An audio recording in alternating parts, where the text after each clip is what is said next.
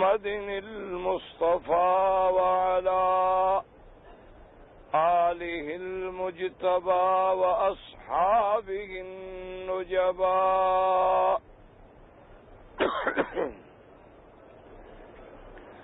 اللهم صل على سيدنا محمد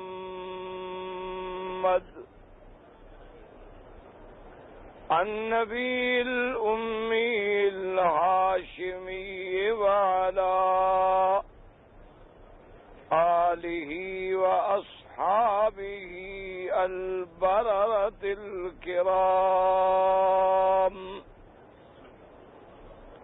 وعلى صائر الأنبياء والمرسلين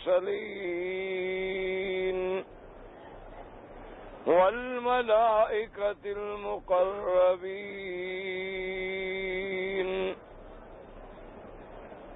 أما بعد فقد قال الله تبارك وتعالى في القرآن المجيد والفرقان الحميد أعوذ بالله من الشيطان الرجيم بسم الله الرحمن الرحيم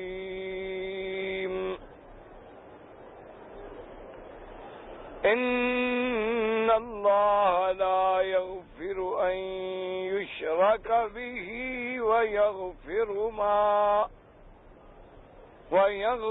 ما دون ذلك لمن يشاء ومن يشرك بالله فقد ضل ضلالا بعيدا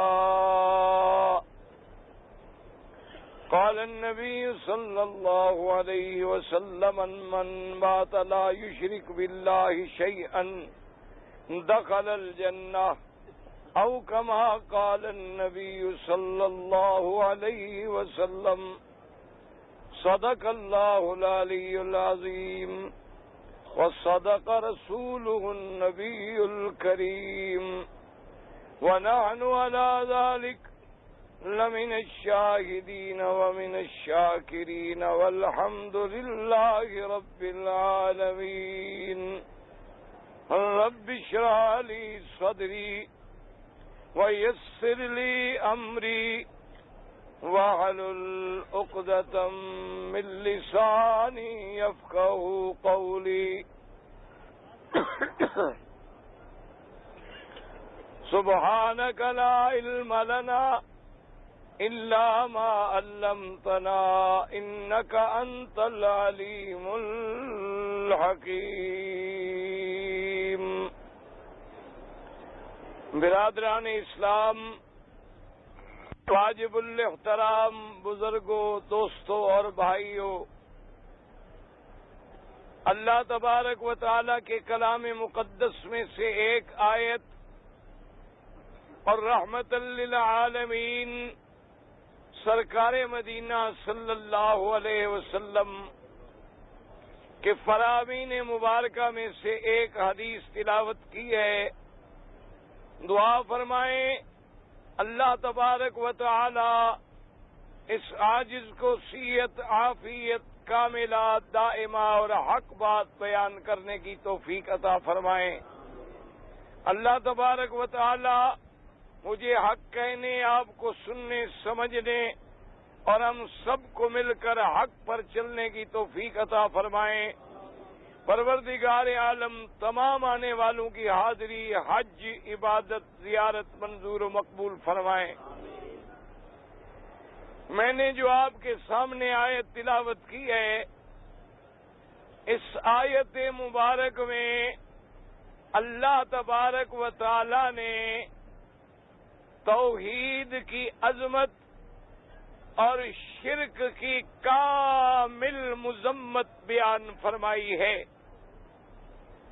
سب سے پہلی بات یہ سمجھ لیں کہ جس طرح کسی محل میں، مکان میں اس کی بنیادیں مضبوط نہ ہوں اوپر آپ عمارت سونے کی بھی بنا دیں، وہ عمارت غیر محفوظ ہوتی ہے۔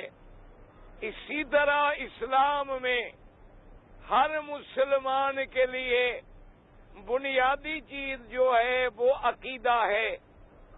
عقیدہ ہی بنیاد ہے، عقیدہ ہی اساس ہے، عقیدہ ہی اصل ہے۔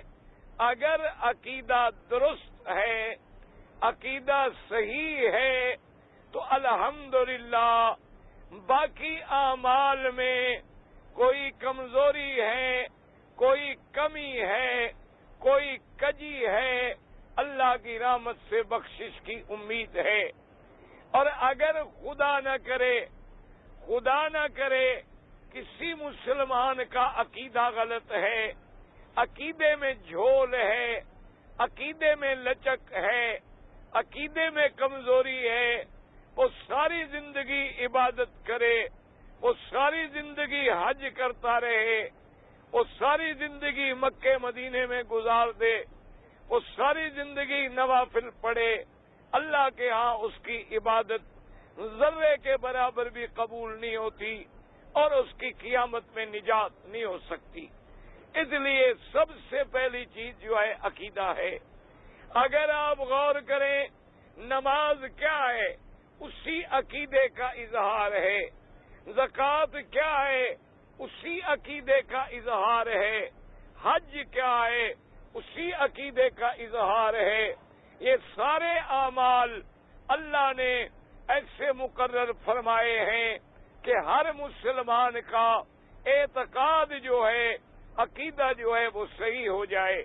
ایک بات تو یہ رکھیں اور دل سے دعا بھی کر لیں، اللہ تمام آنے والوں کے عقیدے درست فرما دے۔ اللہ تبارک و تعالی تمام حاضرین اور تمام آنے والے حجاج معتمرین کو صحیح معنوں میں صحیح عقیدہ نصیب فرمائے۔ اب درود شریف پڑھ لیں تاکہ اللہ کی رحمت نازل ہو اور بات کہنے کی توفیق ہو۔ اور دوسری بات یہ یاد رکھیں کہ عقیدہ جو ہے وہ قصے کہانیوں سے ثابت نہیں ہوتا، عقیدہ کسی بزرگ کی باتوں سے بھی ثابت نہیں ہوتا۔ عقیدے کے لیے سب سے اول جو ہے وہ قرآن ہے۔ جب تک قرآن گواہی نہ دے اس وقت تک عقیدہ کسی مسلمان کا درست نہیں ہو سکتا۔ اور قرآن کے بعد وہ حدیث مبارک جو صحیح درجے میں میرے آقا خاتم الانبیاء حبیب کبریا حضرت محمد مصطفیٰ صلی اللہ علیہ وعلا آلہ واصحابہ وسلم تسلیما کثیرا کثیرا سے ثابت ہو۔ حتیٰ کہ اگر حدیث ہے لیکن ضعیف ہے، وہ عقیدے میں حجت نہیں بن سکتی۔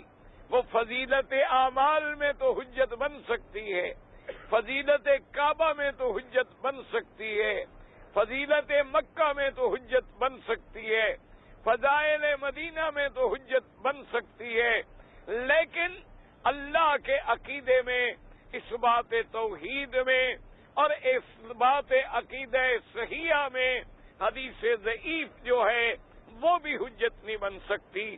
تو اس لیے یہ دو باتیں جو ہیں دماغ میں رکھ لیں اور اس کے بعد سمجھیں کہ عقیدے کی بنیاد کیا ہے۔ سب سے پہلے تو جو میں نے آیت پڑھی ہے اس کو سمجھیں۔ اللہ نے فرمایا ان اللہ لا یغفر ان یشرک بہ وَيَغْفِرُ مَا دُونَ ذَلِكَ لِمَن يَشَاءُ۔ اللہ نے فرمایا کہ اللہ تبارک و تعالی فرماتے ہیں پکی بات ہے اللہ کسی مشرک کو معاف نہیں کریں گے، کسی مشرک کی مغفرت نہیں فرمائیں گے۔ اللہ یغفر ان یشرک بہ، شرک کے علاوہ اور جتنے گناہ ہیں جس کو بھی اللہ چاہے معاف کر دے، لیکن شرک والا گناہ کبھی معاف نہیں ہوگا۔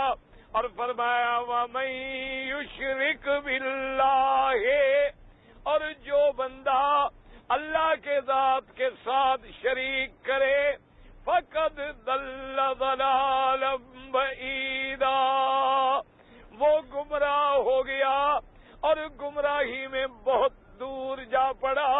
اب اس کی نجات کا کوئی راستہ نہیں، اس کے بچنے کا کوئی راستہ نہیں۔ اس لیے یاد رکھے میرے آقا نے فرمایا کہ جو بندہ مر جائے اس کے عقیدے میں اگر ذرے کے برابر بھی شرک ہے، اللہ نے اس پہ جنت کو حرام کر دیا ہے، وہ کبھی جنت میں نہیں جائے گا۔ اور اسی طرح مدنی پاک نے فرمایا جو بندہ مر گیا اور اس نے اللہ کے ساتھ شریک نہیں کیا، فرمایا دخل الجنہ، وہ جنت میں سیدھا داخل ہوگا، اللہ اس کے باقی گناہ معاف فرما دیں گے۔ دعا کریں اللہ تبارک و تعالی ہم سب مسلمانوں کو صحیح معنوں میں عقیدہ نصیب کر دیں۔ یہ میں نے کل یاد رکھیں، کل تو خیر جمعرات تھی، کل درس نہیں تھا،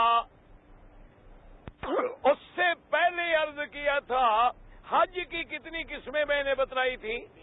ہاں جی، اچھا یاد رکھو، حج کی بھی قسمیں 3 ہیں اور حج کے مہینے بھی 3 ہیں اور توحید کی قسمیں بھی 3 ہیں، یاد رکھ لو۔ حج کی قسمیں کتنی ہیں؟ 3۔ حج کے مہینے کتنی ہیں؟ 3۔ اور توحید کی قسمیں کتنی ہیں؟ 3۔ یاد رکھو، ہم سب کہتے ہیں نا توحید توحید توحید، کہ ہم موحد ہیں۔ پہلے سمجھے کہ توحید کی قسمیں کتنی ہیں۔ توحید کی قسمیں یاد رکھیں گے کتنی ہیں؟ 3 ہیں۔ پہلی قسم کیا ہے سمجھ لو، اس کو کہتے ہیں توحید ربوبیت۔ توحید یاد کر لو، توحید یہی کام آئے گا، باقی باتیں بعد میں کام آئیں گی۔ اگر عمل نہیں ہے تو امید ہے ہم بخشے جائیں۔ اگر آدمی گناہگار ہے، ایک صحیح حدیث ہے میرے پاک محمد مصطفیٰ کی، جب نام آئے میں نے کیا عرض کیا تھا؟ بھائی درود شریف تو پڑھا کرو۔ ایک تو حاجی درود نہیں پڑھتا، ایک دعا نہیں کرتا۔ دعا کیا کرو بھی اللہ آواز ٹھیک کرے، ہمت دے، صحت دے، چند دن کے آپ مہمان ہیں، ہم زیادہ سے زیادہ دین کی خدمت کر سکیں۔ اور یاد رکھا کریں ہمارا ایمان ہے کہ حاجی اگر دل سے دعا کرے وہ اللہ کبھی واپس نہیں کرتے۔ ایک بات سمجھ لو، کیونکہ اللہ کا فرمان ہے کہ میرا بندہ جب گھر سے نکلتا ہے واپس گھر جانے تک اب میرا مہمان ہے۔ کس کا مہمان ہے؟ تو اللہ کریم اپنے مہمان کی بات کو چھوڑ دیں گے؟ اس لیے ایک اللہ کے ولی، اللہ کے بزرگ، بہت بڑے اولیاء اللہ میں سے گزرے ہیں، عرفات کے میدان میں بیٹھے تھے اور ساتھی بھی ارد گرد آپ کے تلامذہ، آپ کے شاگرد، آپ کے مرید بھی بیٹھے ہوئے تھے۔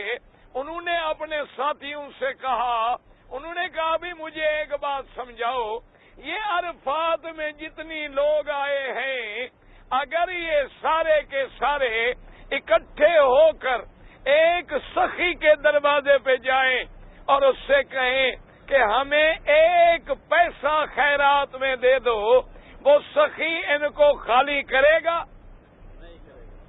انہوں نے کہا کہ جناب کیسے خالی کرے گا؟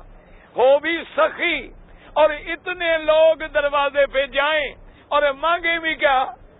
ایک پیسہ، تو وہ سخی کبھی خالی نہیں کرے گا۔ تو فرمایا سن لو، اللہ عرفات میں آنے والوں کے سارے گناہ بخش دیں اور ان کے ساری دعائیں منظور کر لیں، اللہ کے خزانے میں ایک پیسے کی کمی بھی نہیں آئے گی۔ تو اللہ ان کو خالی کیوں کرے گا؟ اللہ ان کو واپس کیوں کرے گا کہ اس کے خزانے میں کمی نہیں آئے گی؟ تو اللہ تبارک و تعالیٰ بھی کسی کو خالی نہیں کرے گا۔ اور اسی طرح یاد رکھو، یہ بھی علماء نے لکھا ہے کہ عرفات میں جانے والا اگر شک کرے کہ میرے گناہ نہیں بخشے گئے تو وہ مسلمان نہیں ہے، وہ اسلام سے نکل جاتا ہے۔ اللہ نے بلایا اسی لیے ہے کہ آج اللہ اپنی مغفرت کے دریا بہا دیں گے اور سب کے گناہوں کو معاف کر دیں گے۔ اس لیے آپ دل سے دعا کر لیں کہ اللہ اس عاجز کو صحت دے، ہمت دے، آواز میں برکت دے، اور اللہ اپنی توحید کے بارے میں، مدنی سرکار کی رسالت کے بارے میں، صحابہ کی عظمت کے بارے میں، آل بیت کی شان کے بارے میں، اولیاء اللہ کی حقانیت کے بارے میں، اسلام کی سچائی کے بارے میں، اور حج و عمرے کے احکام کے بارے میں زیادہ سے زیادہ خدمت کرنے کی توفیق دے۔ آپ دعا کریں گے تو گاڑی انشاءاللہ چلتی رہے گی۔ اب آپ سمجھیں توحید کی کتنی قسمیں ہیں؟ ہاں جی، 3 قسمیں۔ بھائی آپ آرام سے بیٹھ جائیں نا حضرت، کیا ہے آپ کو؟ کوئی بھی ہو حاجی، آپ جا کے ڈھونڈیں اس کو، ہم نے تو نہیں کہا کہ آپ ضرور بیٹھیں۔ اللہ بیٹھے جو آرام کے ساتھ۔ یاد رکھیں تقریر ہمیشہ سننے والوں کی وجہ سے ہوتی ہے۔ آپ کے دل میں اخلاص ہوگا تو اللہ ہمیں بھی کچھ کہنے کی توفیق دیں گے۔ اگر آپ میں طلب نہیں ہوگی تو ہمارا ذہن بھی منتشر ہوگا اور ہم بھی کوئی صحیح بات نہیں کہہ پائیں گے۔ یاد رکھو، ایک توحید ہے ربوبیت۔ کیا مانا؟ کہ رب کو رب مانے، خالق مانے، مالک مانے، آسمانوں کے بنانے والا، زمینوں کے بنانے والا، بندوں کے بنانے والا، ہواؤں کے چلانے والا، نظام عالم سنبھالنے والا، شمس و قمر چلانے والا، یہ سب توحید ہے، لیکن توحید ربوبیت ہے۔ اور یہ توحید جو ہے یہ کافر بھی مانتے تھے، مشرک بھی مانتے تھے، مکے والے بھی مانتے تھے، اور آج بھی کوئی یہودی ہے، کوئی نصرانی ہے، چاہے کوئی ہندو ہے، وہ خدا کا نام نہ لے، وہ چاہے بھگوان کا نام لے، وہ چاہے رام کا نام لے، یہ سب مانتے ہیں کہ آسمانوں کے بنانے والا کون ہے؟ اللہ ہے۔ زمینوں کے پیدا کرنے والا اللہ ہے۔ بندوں کے پیدا کرنے والا اللہ ہے۔ سب کو روزی دینے والا اللہ ہے۔ زمینوں سے چشمے نکالنے والا اللہ ہے۔ سورج چاند کی گردش چلانے والا اللہ ہے۔ یہ سب مانتے ہیں، اس کا نام ہے توحید ربوبیت۔ ایک نمبر آپ یاد کر لیں، اور یہ بات مکے والے حضور کے بڑے بڑے دشمن، ابو جہل اینڈ کمپنی، ابی لہب، ولید بن المغیرہ، عتبہ عتیبہ، شیبہ ربیہ، جتنے بڑے کافر گزرے ہیں وہ بھی یہ ساری باتیں مانتے تھے کہ خدا کون ہے؟ اللہ ہے۔ آسمانوں زمینوں کے بنانے والا کون ہے؟ اللہ ہے۔ ہوائیں چلانے والا کون ہے؟ اللہ ہے۔ یہ سارے قرآن میں موجود ہے۔ میرے اللہ نے قرآن میں حکم دیا، آمنہ کے لال محمد مصطفیٰ، سب کہہ دو صلی اللہ علیہ وسلم۔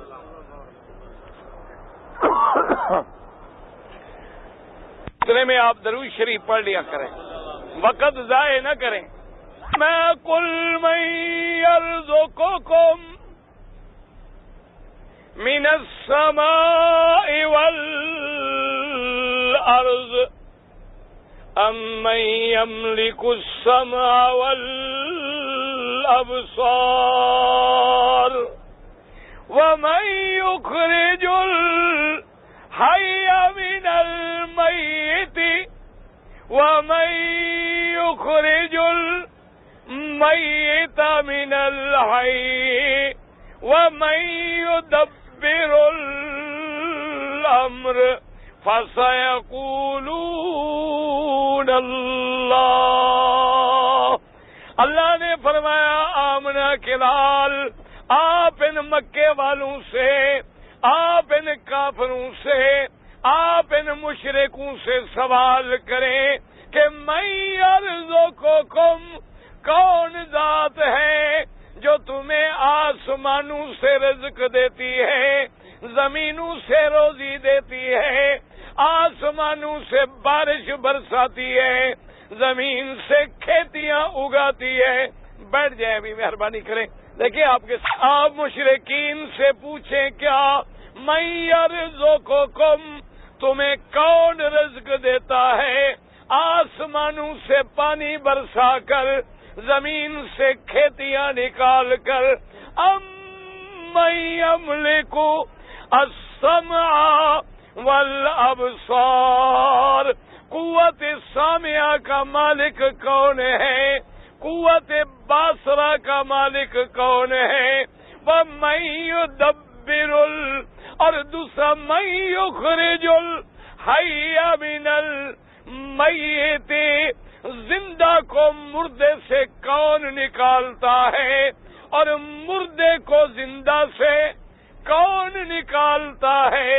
یاد رکھیں اس کے دو ترجمے ہیں کہ انڈا مرغی زندہ ہے، انڈا مردہ پیدا ہوتا ہے، پھر انڈا مردہ ہے لیکن بچہ زندہ پیدا ہوتا ہے۔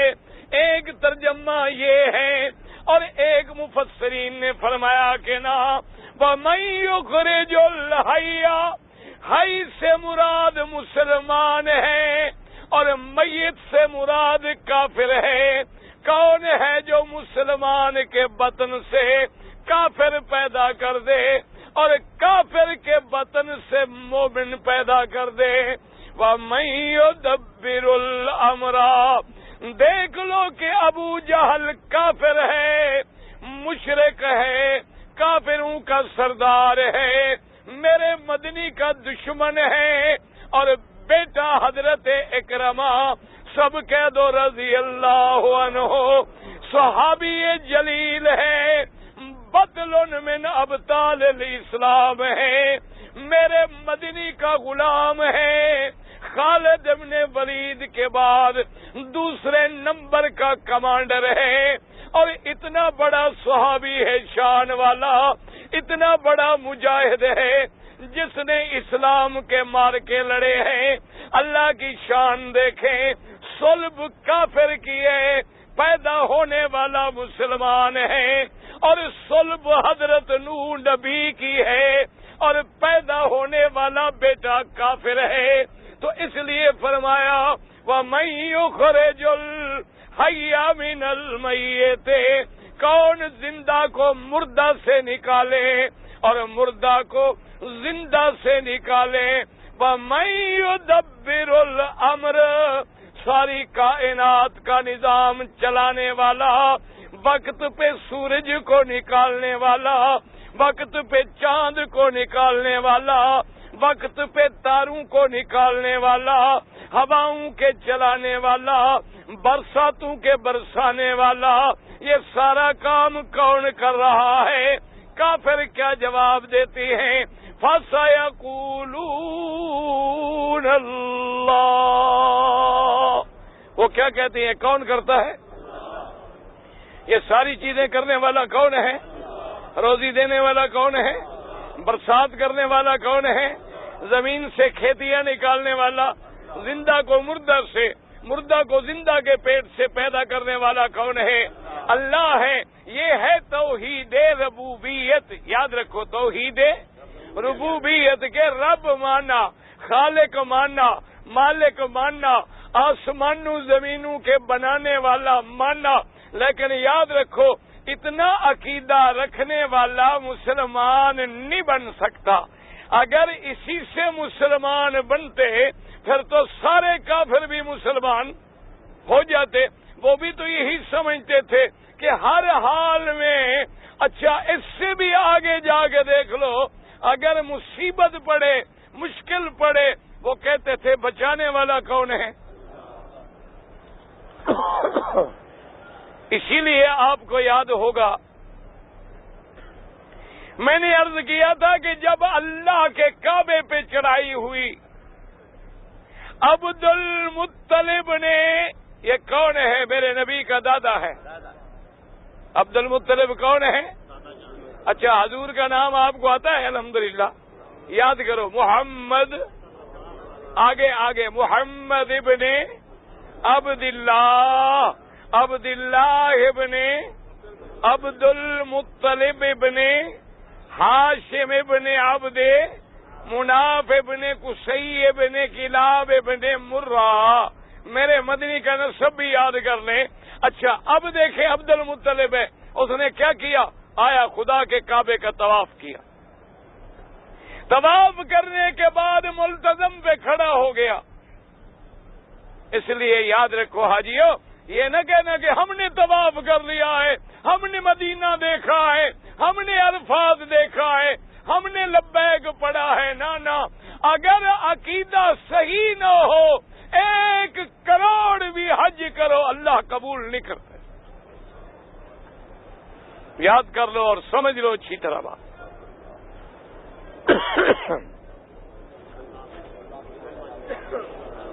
آ گیا ملتزم پہ کھڑا ہے اور کیا کہتا ہے؟ کہتا ہے یا اللہ, کافر ہے, مشرک ہے, لات عزا کا پجاری ہے, لیکن پکار کس کو رہا ہے؟ ہائے, کیا کہتا ہے؟ یا اللہ ہم کمزور ہیں, ضعیف ہیں, عاجز ہیں, ابرہا زہر والا ہے, ہاتھیوں کا لشکر لایا ہے, ہم تیرے کعبے کی حفاظت نہیں کر سکتے, مہربانی کر اپنے کعبے کی حفاظت خود فرما. کس سے مانگ رہا ہے؟ ہاں جی, دعا کس سے کر رہا ہے؟ اگر اس کا یقین نہ ہو اللہ پر تو مانگے گا؟ ہاں جی, دعا کس سے مانگ رہا ہے؟ اللہ سے مانگ رہا ہے. اس لیے حضرت اکرمہ فرماتے ہیں کہ میں حیران ہوا کہ کافر مشرک کشتی میں سوار ہیں اور بڑے بڑے سردار ہیں, اور کشتی پانی میں غوطے کھانے لگی, دریا کی موجوں میں پھنس گئی اور کشتی چکر لگانے لگی. جب ڈوبنے کا یقین ہو گیا کیا کہتی ہیں؟ یا اللہ. کس کو پکاریں؟ ہم چھوٹے تھے, مجھے یاد ہے, ہم سمجھدار تھے, یعنی 10 سال کی عمر ہوگی. بحری جہاز میں والد مرحوم کے ساتھ ہم حج پہ آ رہے تھے, اور بڑا جہاز ہوتا تھا سفینہ حجاج, بحری جہاز تھا, اس میں ہم سوار تھے. اچھا خدا کی شان یہ ہے کہ ہمارا جو راستہ تھا اسی راستے میں جو ایک بستر لگا ہوا تھا اس پر ایک شیعہ تھا, کوئی شیعہ کا ملنگ تھا, وہ بھی وہاں بیٹھا ہوا تھا. حج میں تو جہاز میں تو ہر قسم کے آدمی آ جاتے ہیں. اب والد صاحب چونکہ نماز پڑھاتے جہاز میں, کبھی کبھی تقریر بھی کر دیتے, کبھی درس بھی دے دیتے. اس کو پتہ لگ گیا کہ بھی یہ سنی مولوی ہیں, تو جب ہم چھوٹے چھوٹے بچے تھے اس کے قریب گزرتے تو کہتے یا علی مدد. وہ ہمیں چھیڑتا. اب مر گیا اللہ جانے, زندہ ہے تو خدا ہدایت دے. دیکھو نا, اللہ کے کعبے میں کسی کو بد دعا نہ کرنا. یاد رکھو, اللہ کے کعبے میں دعا کرو, اللہ جو بھٹک گئے ان کو ہدایت, جو تیرے نبی کے دشمن بن گئے ہدایت دے, صحابہ کے دشمن بن گئے ہدایت دے, اہل بیت کے دشمن بن گئے، ہدایت دے۔ ائمہ فقہا کے دشمن بن گئے، ہدایت دے۔ ائمہ محدثین اولیاء اللہ کے دشمن بن گئے، اللہ ہدایت۔ یاد رکھ، کوئی تیرا دشمن بھی ہے، دعا مانگ، اللہ اس کو میرا دوست بنا دے، اللہ اس کی دشمنی کو بدل دے۔ یہ اللہ کا کعبہ رحمت مانگنے کے لیے ہے، کسی کی بربادی یا ہلاکت مانگنے کے لیے نہیں۔ سب کے لیے ہدایت کی دعا کریں۔ بہرحال ہم چھوٹے تھے، جب بھی ساتھ گزرتے وہ جناب ہمیں چھیڑتا، کبھی بلاتا، کبھی کہتا یا علی، کبھی کہتا یا علی مدد، کبھی کہتا مولا علی مدد، ہم بھی اس کو چھیڑتے اور گزر جاتے۔ چند دن گزرے، جہاز میں اعلان ہوا کہ آگے تھوڑے 2-4 گھنٹے کے بعد جہاز ایک ایسے علاقے سے گزرے گا جہاں شدید طوفان ہے، لہذا سواریاں جو ہیں اپنی اپنی جگہ بیٹھی رہیں، چلنے پھرنا بند کر دیں، سامان کی حفاظت کریں۔ یہ ہدایت آ گئی۔ چند گھنٹے گزرے، جہاز نے جناب طوفان میں ڈولنا شروع کیا، ادھر کا سامان ادھر، ادھر کا سامان ادھر، اب کھڑے نہیں ہو سکتے، اٹھ نہیں سکتے۔ اب تھوڑی دیر اور گزری، میں اس کے قریب گیا تو چارپائی پہ بیٹھا ہے، کہتے اللہ میاں مہربانی کر۔ میں نے کہا بھائی اب حضرت علی نہیں پہنچے؟ اور کہتے ہیں مولوی جی چھڑو مسئلے، ہوں تو ڈبن لگے۔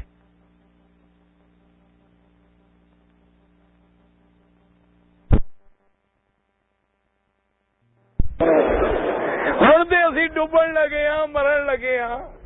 اور اللہ کو دعا منگ مولوی چھیڑ نہ ہوں مینو، ہوں تو اسی مرن لگے، علی تے کربلا بھی نہیں پہنچا۔ میں کہ ہوں عقیدہ سمجھ آ گئے؟ کہتا ہے حضرت علی تو کربلا بھی نہیں پہنچے، حسین شہید ہو گیا، تو میرے پاس کہاں پہنچیں گے؟ بس دعا کرو اللہ بچائے۔ تو اس لیے یاد رکھیں، جب آدمی ڈوبنے لگتا ہے، کافروں کی بھی کشتی ڈوبنے لگی، اب کیا کہتی ہیں؟ یا اللہ، اللہ ہماری مدد کر۔ یہ مسئلہ کسی ہیر رانجھے میں لکھا ہوا نہیں، اللہ کے قرآن میں ہے۔ فَإِذَا رَكِبُوا فِي الْفُلْكِ دَعَوُا اللَّهَ مُخْلِصِينَ لَهُ الدِّينَ۔ اللہ نے فرمایا کہ جب سوار ہوتے ہیں کشتی میں اور کشتی ڈوبنے لگتی ہے، پھر خالص اللہ کو پکارتے ہیں۔ فَلَمَّا نَجَّاهُمْ إِلَى الْبَرِّ، میں تو سب کی سنتا ہوں، میں تو مومن کافر کی سنتا ہوں، میں تو اپنے پرائے کی سنتا ہوں، میں نیک صالح گناہگار کی سنتا ہوں، کیونکہ میں سب کا رب ہوں، میں سب کا خالق ہوں۔ اللہ فرماتی ہیں جب ہم نے نجات دی، ہم نے طوفانوں سے نکال کے ان کو خشکی پہ پہنچا دیا، اب توحید بھی بھول گئے، پکارنا بھی بھول گئے، اب لگے دوبارہ میرے ساتھ شریک بنانے میں۔ اس لیے سمجھے مسئلہ، پہلی قسم میں نے کیا کہی تھی؟ توحید کیا ہے؟ ربوبیت ہے، توحید ربوبیت نمبر 1 یاد رکھ لینا۔ حج کی قسمیں کتنی تھی؟ 3۔ توحید کی کتنی ہے؟ 3۔ پہلی قسم کیا ہے؟ توحید۔ یہ یاد رہے گا انشاءاللہ، انشاءاللہ انشاءاللہ۔ حاجی صاحبان یاد رکھو، اگر یاد کرو گے تو سمجھو آنا قبول ہو گیا ہے۔ اب دوسری قسم سمجھیں، توحید فی الاسماء والصفات۔ کیا معنی؟ اللہ کے جتنی نام ہیں، اللہ کے بہت نام ہیں، 99 نام جو ہیں وہ تو صحیح حدیث محمد مصطفیٰ میں موجود ہیں۔ کتنے نام؟ 99، یعنی 1 کم 100 نام، یہ تو صحیح حدیث میں موجود ہیں۔ اور بعض نام میرے اللہ کے قرآن میں بھی موجود ہیں۔ ویسے علماء نے لکھا ہے اللہ کے نام 1000 سے بھی زیادہ ہیں، بعض علماء نے لکھا 3000 سے بھی زیادہ ہیں۔ علماء نے اللہ کے نام پر کتابیں لکھی ہیں، باقاعدہ مشہور کتاب ہے الاسنا فی اسماء اللہ الحسنی، بڑی مشہور کتاب ہے، اور بھی کتابیں ہیں۔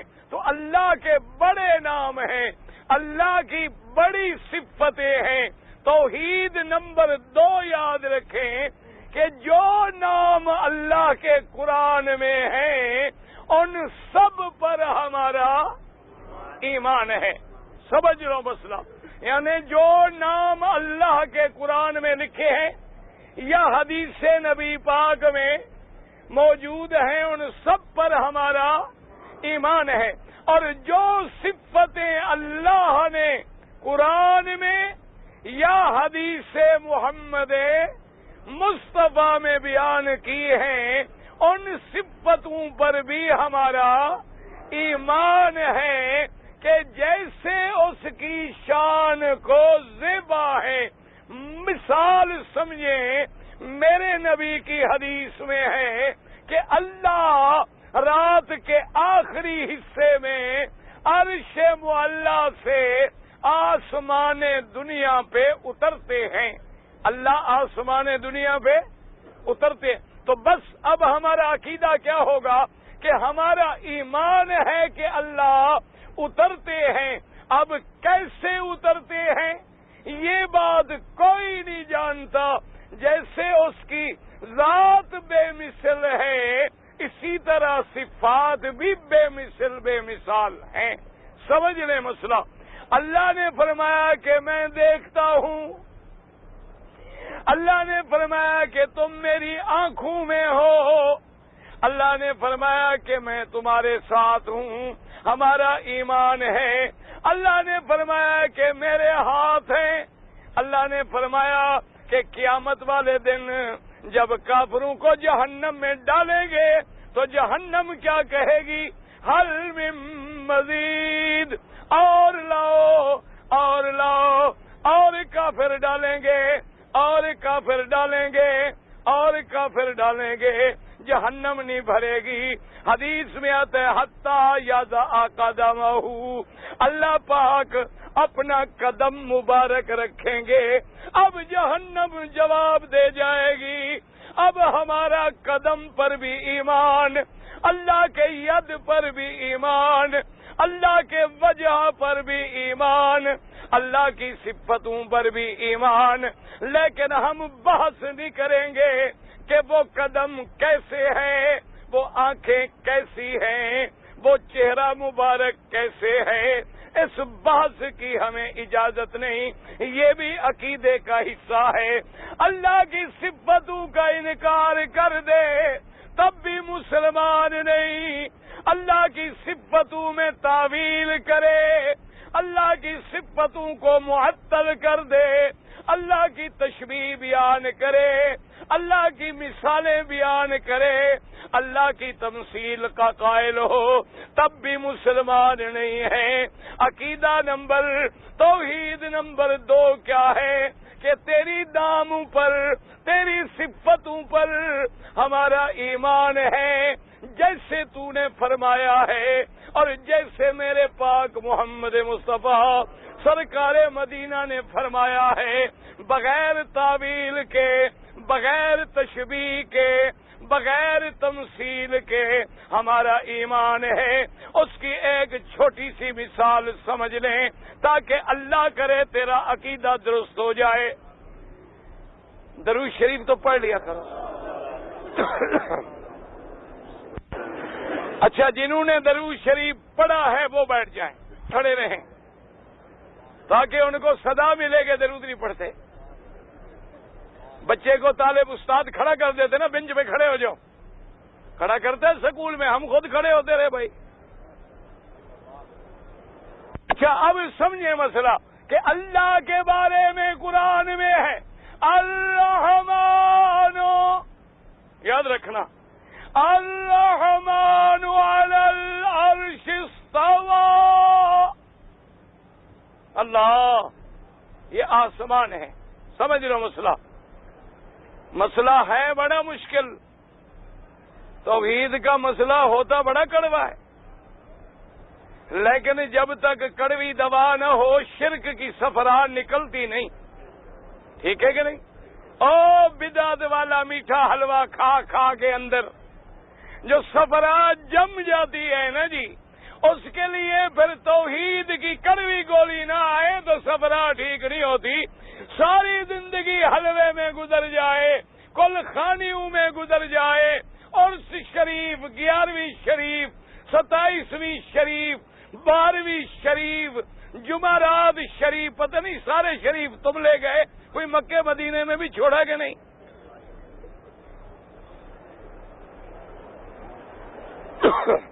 اس لیے ایک بزرگ تھے، فوت ہو گئے، اللہ ان کی قبر پہ رحمت کرے، شیخ القرآن فوت ہو گئے. فرمایا کرتے تھے مولوی مکی جہاں ساتھ شریف کا لفظ لگے ذرا ڈرنا. مزار شریف، روزہ شریف، باقی شریف نہیں ہے.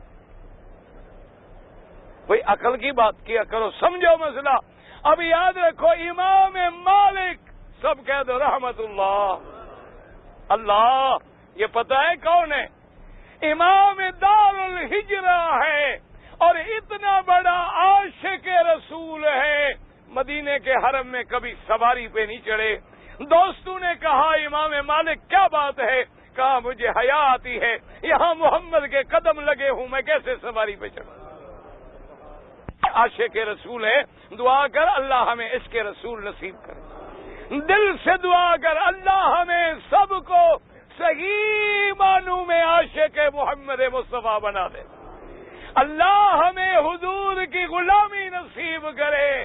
اور ایمان سے کہو یہ خدا کا کعبہ میرے سامنے ہے، میرا ایمان ہے. جس دل میں محمد کا عشق نہیں ہے، مدینے کا عشق نہیں ہے، پاک نبی کا عشق نہیں ہے، وہ کبھی مسلمان نہیں ہو سکتا. لیکن عشق کا معنی بدعت کرنا نہیں، عشق کا معنی شرک کرنا نہیں. اپنے عقیدے ٹھیک کریں. یہ وہ امام ہے جو مدینے والوں کا امام ہے، امام مالک رحمت اللہ علیہ. ایک دفعہ آپ حدیث پڑھا رہے ہیں، چہرے کا رنگ بدل جاتا ہے. آپ حدیث پڑھا رہے ہیں، پھر رنگ بدل گیا، پھر رنگ بدل گیا. کافی دیر گزری، جب حدیث ختم ہوئی شاگردوں سے کہا اٹھا کے دیکھا تو کسی موذی چیز نے، بعض تاریخوں میں ہے بچھو نے، بعض تاریخوں میں آتا ہے کسی اور چیز نے کاٹا تھا. شاگردوں نے کہا حضور آپ پہلے فرما دیتے. کہا مدنی کی حدیث پڑھا رہا تھا، ہلتے ہوئے شرم آتی تھی کہیں بے ادبی نہ ہو جائے. دعا کر اللہ ہمیں یہ عشق نصیب کرے. ہم نے عشق سمجھا ہے کہ 12 ربیع الاول کو جھنڈیاں لگا لو بس عاشق بن. ہم نے عشق سمجھا ہے کہ بس خلاص. کتنا خرچ آتا ہے عاشق کو؟ نماز نہ پڑھو، روزہ نہ رکھو، انگوٹھے چوم لو اور جھنڈیاں لگا لو بس عاشق ہو گئے. نا عاشق میرے مدنی کا وہ ہے، یاد رکھو، جو نبی کی سنت پہ چلنے والا. اللہ سے دعا کر اللہ ہمیں سچا عاشق بنا. امام مالک سے ایک آدمی نے پوچھا، قرآن کہتا ہے کہ اللہ عرش پہ ہے، سمجھو مسئلہ عرش کیا ہے؟ 7 آسمان ہے، ساری زمین کے اوپر آسمان ایسے کبے کی طرح چھائے ہوئے ہیں جیسے تم مسجدوں میں کبا بناتے ہو. اور آسمانوں کے بعد سدرۃ المنتہا ہے، اور پھر اس کے بعد کیا ہے؟ کرسی ہے. آسمانوں کے اوپر کیا ہے؟ کون سی کرسی؟ اللہ کی کرسی. قرآن میں ہے کہ نہیں؟ وسع کرسیہ السماوات والارض. اب دیکھیں میرے مدنی پاک نے کرسی کے بارے میں سمجھایا. اس لیے میں نے عرض کیا تھا مسئلہ بڑا سخت ہے اور بڑا اہم ہے. پوری توجہ دماغ ادھر رکھو. یہ نہ ہو ادھر ادھر ذرا دماغ ہلا تو پھر مسئلے گڑبڑ ہو جاتے ہیں. اور ہمارے حاجی تو ماشاءاللہ ایسے بہادر ہیں, جو بھی مسئلہ بیان کریں کہہ دیتے ہیں مولوی مکی نے کہا. ایک دن میں 2 حاجی لڑ رہے ہیں آپس میں باب ملک عبدالعزیز میں. اس نے کہا مسئلہ ایسا ہے, اس نے کہا نہیں ایسا ہے. اس نے کہا کیوں؟ انہوں نے کہا مولوی مکی نے کہا ہے. میں ساتھ کھڑا تھا. میں نے پوچھا مولوی مکی کو جانتے ہو؟ کہتے ہاں جی. میں نے کہا میں کون ہوں؟ کہتے پتہ نہیں.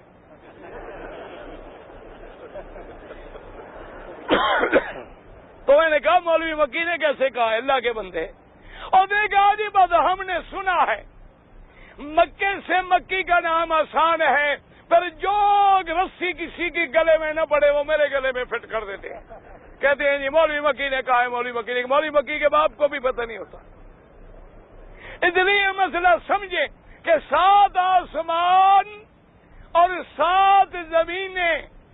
میرے مدنی نے فرمایا اگر ہم زمینوں کو یوں بچھا دیں اور آسمانوں کو بھی یوں بچھا دیں تو یہ سارے مل کر کرسی کے سامنے ایسے ہوں گے جیسے چٹیل میدان میں اتنا کڑا لوہے کا ڈال دو وہ کتنی جگہ روکے گا. یعنی ایک میدان ہے چٹیل, اس میں آپ یوں کڑا ڈال دیں وہ کتنی جگہ روک لے گا. یہ سارے 7 آسمان اور 7 زمینیں جو ہیں یہ کرسی کے مقابلے پہ اتنی ہیں. سمجھ آ رہی ہے بات؟ اس لیے قرآن نے خود کہہ دیا, سب مرد عورت آیت الکرسی پڑھتے ہو کہ وسع کرسیہ السماوات والارض ولا یؤودہ حفظہما وہو العلی العظیم. اب کرسی کتنی بڑی ہوئی؟ اچھا آگے سنیں, حضور نے فرمایا کہ اللہ کا عرش جو ہے اس کے مقابلے پر پھر یہ کرسی ایسی ہے جیسے اتنی کڑا ہو. عرش اس سے بھی بڑا ہے. اچھا خدا کی شان دیکھیں, عرش کے نیچے کیا ہے؟ رحمت, پانی کا دریا ہے. اور عرش میں مولا کریم خود قرآن میں کہتے ہیں واہ میرا اللہ. اور صفت کیا بیان کی ہے؟ الرحمن علی العرش استوى. امام مالک سے جب پوچھا گیا, بس یہ بات یاد رکھ لیں, ساری صفتوں کا مسئلہ انشاءاللہ سمجھ آ جائے گا. امام مالک نے کیا جواب دیا؟ انہوں نے کہا پوچھنے والے, جو اللہ نے قرآن میں کہا ہے ہمارا ایمان ہے, الاستواء معلوم. انہوں نے کہا ہمارا ایمان ہے, استوا معلوم ہے, حق ہے, لیکن اللہ کیسے بیٹھے ہیں کیفیتہ مجہول. اس کی کیفیت ہم بیان نہیں کر سکتے. والسؤال عنہ غیر معقول. اور ایسی باتوں کا سوال کرنا یہ بھی عقل مندی نہیں ہے. مخلوق کا عقل اتنی چھوٹا ہے, اس میں یہ بڑے بڑے مشکل سوال حل ہی نہیں ہو سکتے. بس اتنا ایمان ہو کہ تمام اسماء, تمام صفات میرے اللہ کی حق ہیں. تمام اسماء بھی اور صفات بھی حق ہیں. اور یہ بھی یاد رکھو, دنیا میں کوئی انسان اللہ کو نہیں دیکھ سکتا. اللہ کو سمجھ لیں مسئلہ. دنیا میں کوئی انسان اللہ کو نہیں دیکھ سکتا اور نہ دیکھنے کی طاقت رکھتا ہے.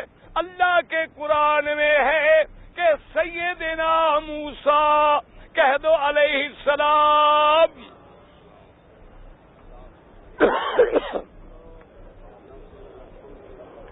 اللہ اکبر. حضرت موسیٰ علیہ السلام کلیم اللہ ہیں جن سے اللہ نے کلام کیا. انہوں نے پتہ ہے کیا درخواست کی؟ اتنے میں درود شریف پڑھ لیں. رب ارنی انظر الیک.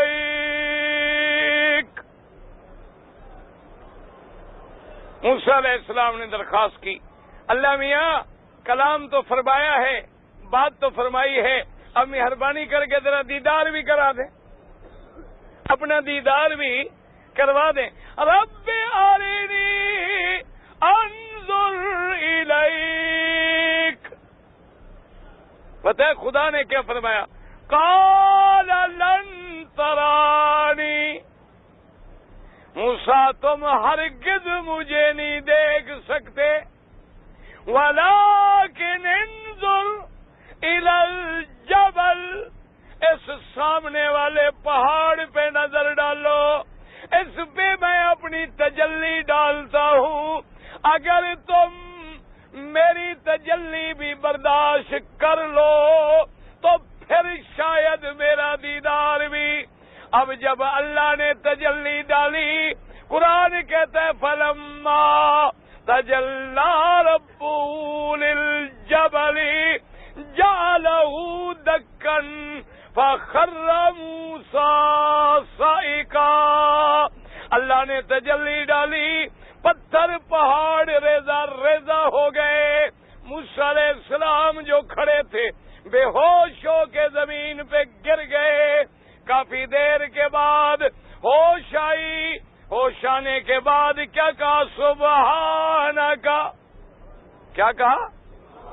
کیا معنی سبحانک؟ پاک ہے تیری, پاک ہے تیری ذات. تبت الیک. میری توبہ, میرا اللہ مجھے معافی دے دو, میں پھر کبھی ایسا سوال نہیں کروں گا. تو یہ بھی عقیدہ رکھ لو کہ کوئی بندہ دنیا میں اللہ کو دیکھ نہیں سکتا اور نہ دیکھنے کی قوت طاقت رکھتا ہے. لیکن ساتھ یہ بھی عقیدہ رکھ لو, اپنے عقیدے صاف کر لو کہ قیامت والے دن اللہ پاک ہر مومن کو اپنی زیارت نصیب کریں گے. کہہ دو آمین. دعا کرو اللہ ہمیں بھی نصیب کرے.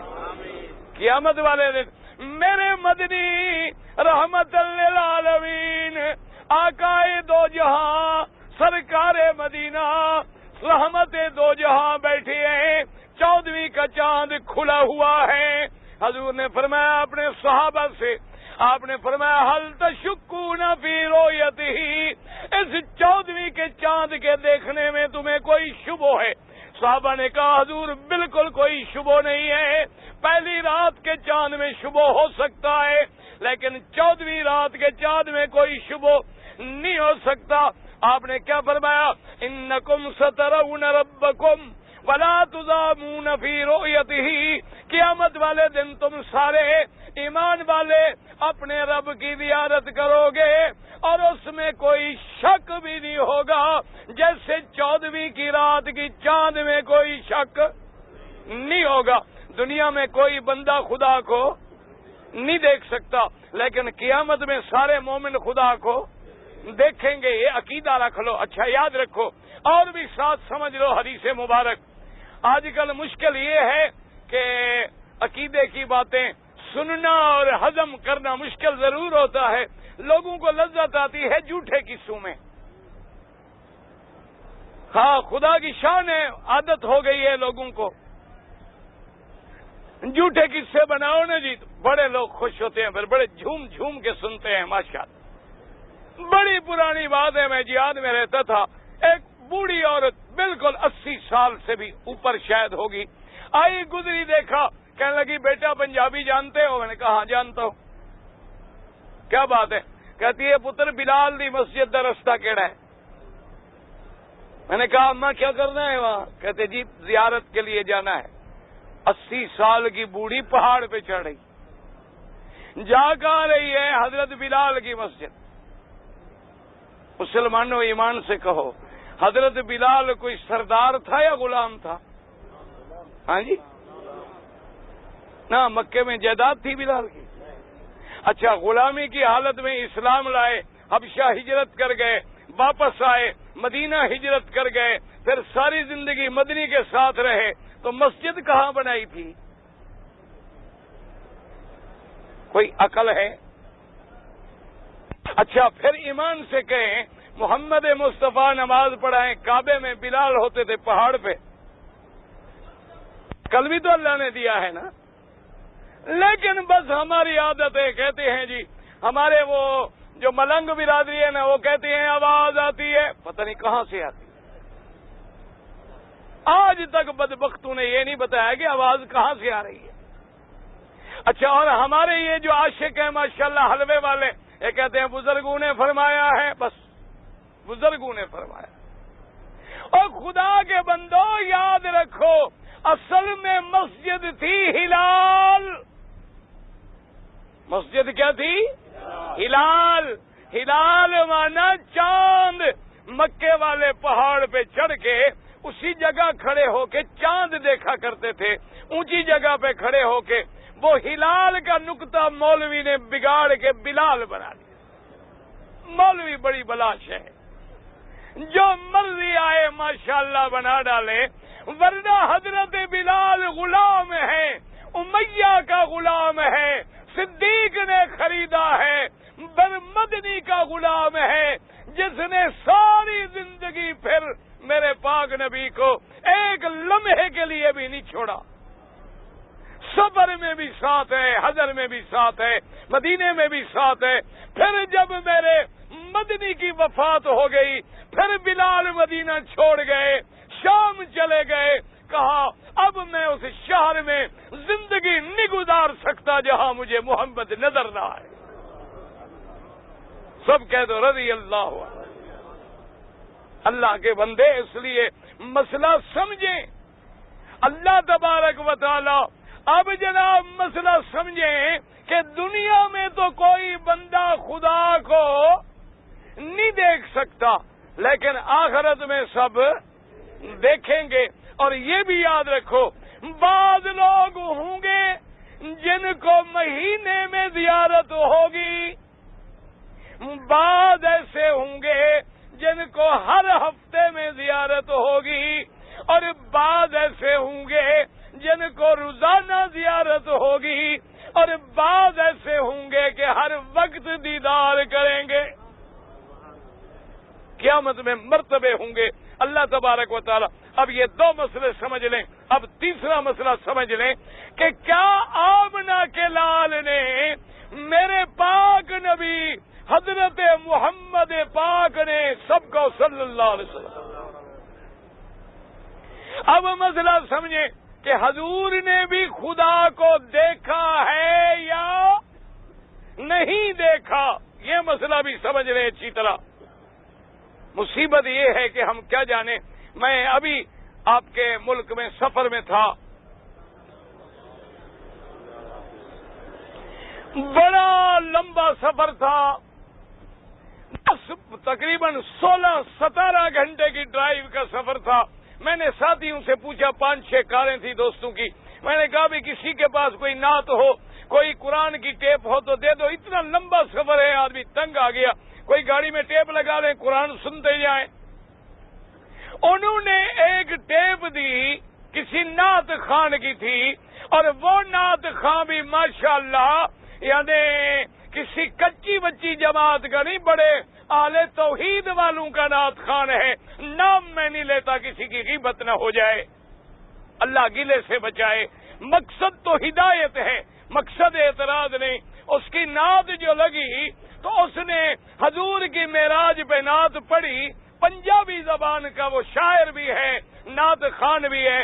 نعت شروع یہاں سے ہوئی کہ چم چم کے تلیاں نبی نو جگایا، یعنی حضرت جبریل آئے اور حضور کو جگایا۔ پنجابی تو آپ کوئی سمجھیں گے، کوئی نہیں سمجھیں گے۔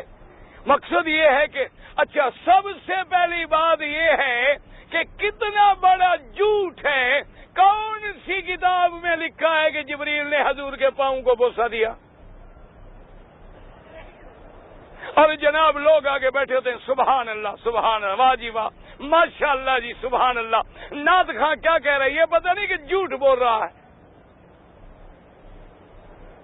اب کہتا ہے جب حضور جاگ گئے تو حضور نے پوچھا کہ جبریل کیوں آئے ہو؟ اس نے عرض کیا حضور اللہ نے بلایا ہے۔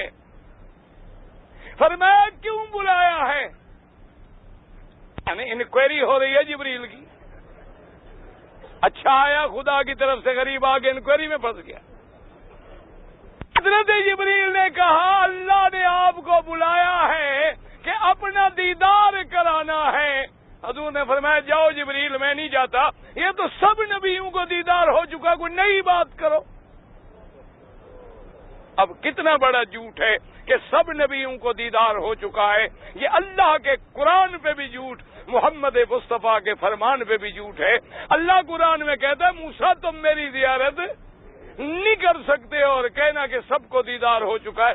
مسئلہ سمجھو، کسی نبی کو بھی دنیا میں اللہ کا دیدار نہیں ہوا، صرف آمنہ کے لال ہیں، شان محمد مصطفیٰ ہے۔ آپ کے بارے میں بھی صحابہ کے دو قول ہیں۔ ایک جماعت کہتی ہے کہ حضور کو بھی دیدار نہیں ہوا، لیکن ایک جماعت جس طرف بہت بڑے صحابہ ہیں جلیل القدر، وہ کہتے ہیں نا حضور کو دیدار ہوا ہے، حضور نے اپنے رب پاک کو دیکھا ہے اور کسی نبی نے نہیں دیکھا۔ میرے مدنی کے بارے میں بھی دو قول ہیں۔ ایک جماعت کہتی ہے کہ حضور نے بھی نہیں دیکھا، لیکن بعض صحابہ، اکثر صحابہ کہتے ہیں کہ حضور نے دیکھا ہے، اللہ نے اپنا دیدار کرایا ہے۔ اچھا اب یاد رکھو، جو کہتے ہیں کہ حضور نے دیدار کیا ہے، وہ کہتے ہیں وہ دیدار کہاں ہوا ہے، کب ہوا ہے؟ جب حضور معراج پہ، جب حضور، اچھا معراج آسمانوں پہ ہوا کہ زمین میں؟ معراج کہاں ہوا؟